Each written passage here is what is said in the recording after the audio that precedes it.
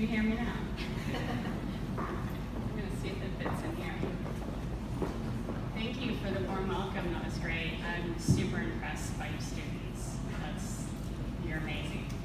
I first need to start by thanking Ms. Kicklider and the amazing team at CWIT. They've done a tremendous job, and the impact of the scholarships just keep going. I'm truly honored to receive the Woman of the Year award. The past recipients of this award have made a lasting legacy on this region. I am the product of their hard work, and I have a stunning pair of Louis Vuitton shoes to fill.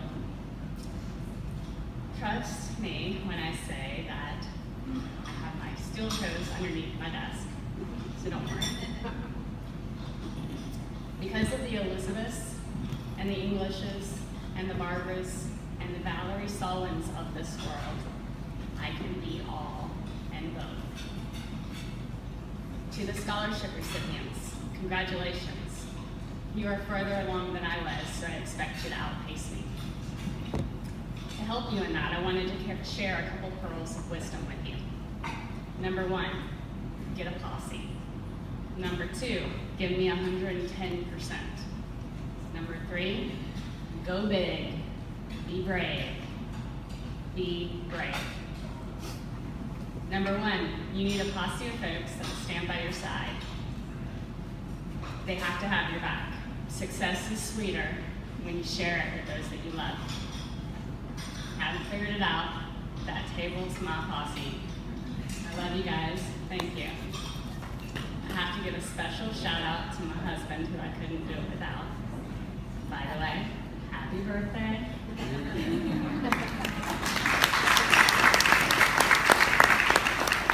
Back to number two. Good enough isn't good enough for you.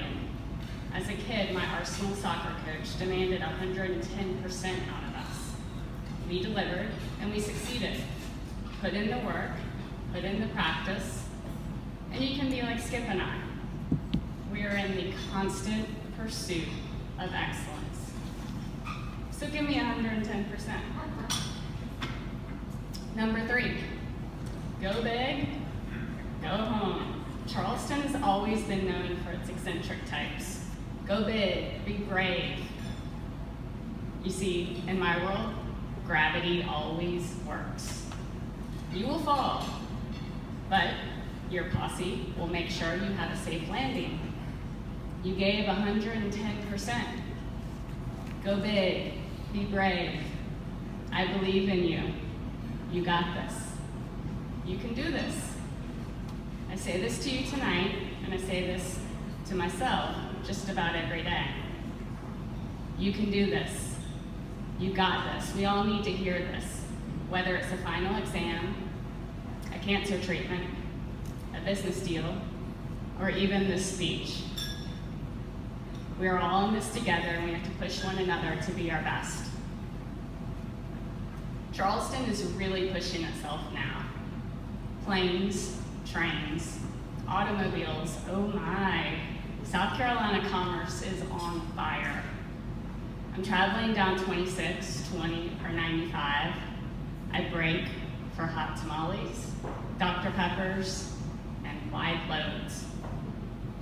The wider, the better. And chips, but that's me. I'm looking to see what it is, how it's tied down, if it's tied down, who's hauling it, and what exit they take. I'm counting the superior trucks with Michelin tires.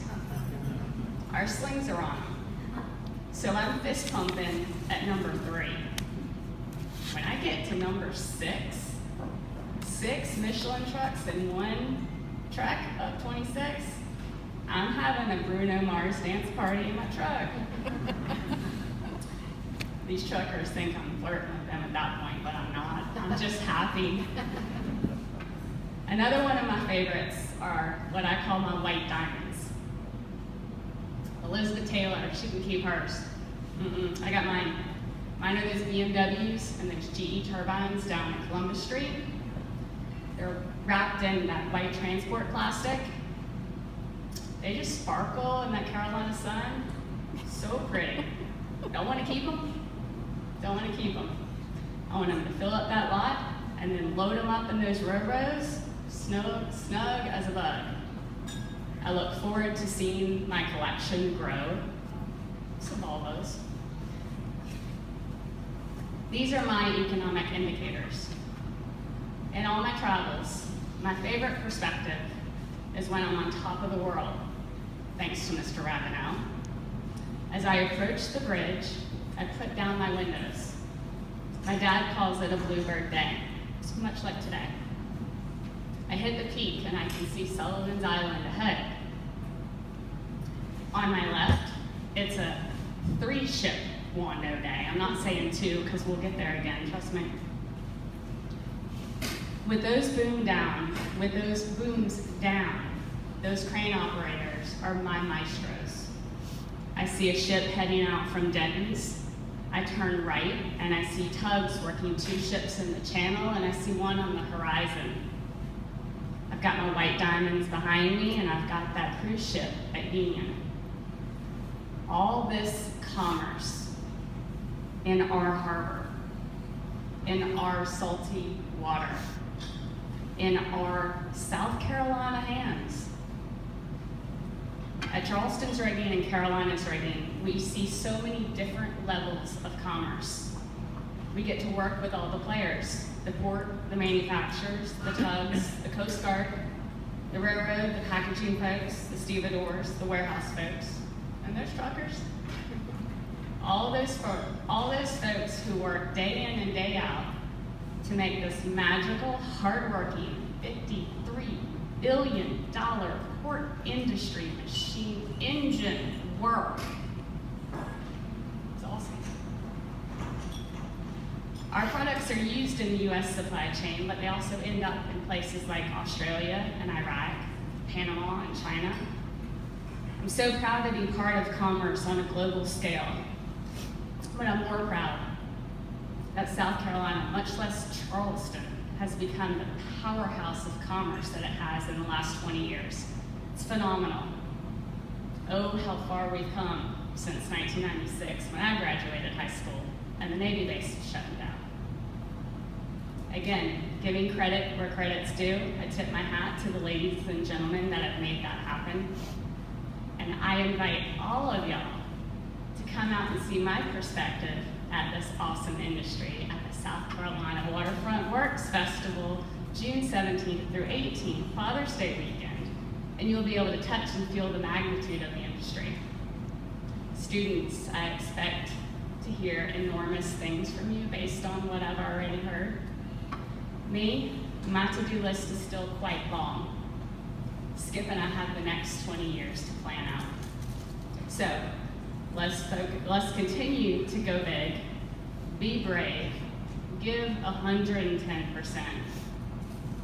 You know what? Because we got this. Mr. Buckyster, our hearts are with you.